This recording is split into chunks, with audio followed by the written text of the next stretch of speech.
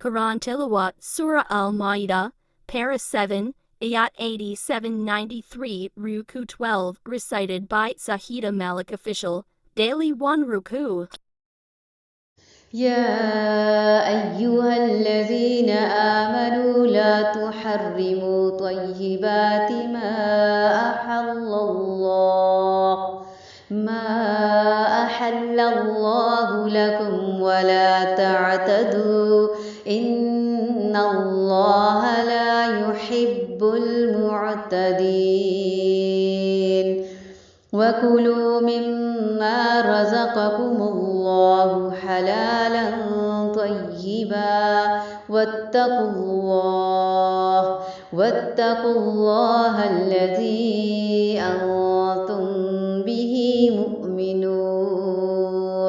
لا يؤاخذكم الله باللغو في أيمانكم ولكن يؤاخذكم بما عقدتم الأيمان فكفارته إطعام 10 مساكين من أوسط ما تطعمون أهليكم أو كسوتهم أو تحرير رقبة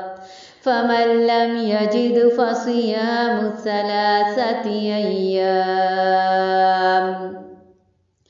ذلك كفارة أيمانكم إذا حلفتم واحفظوا أيمانكم كذلك يبين الله لكم آياته لعلكم تشكرون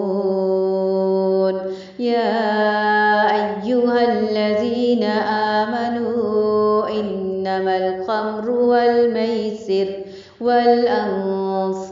والأزلام رجس من عمل الشيطان فاجتنبوه لعلكم تفلحون إنما يريد الشيطان أن يوقع بينكم العداوة والبغضاء في الخمر والميسر ويصدكم عن ذكر الله وعن الصلاة فهل أنتم منتهون وأطيعوا الله وأطيعوا الرسول واحذروا فإن توليتم فاعلموا أنما على رسولنا البلاغ المبين ليس على الذين آمنوا وعملوا الصالحات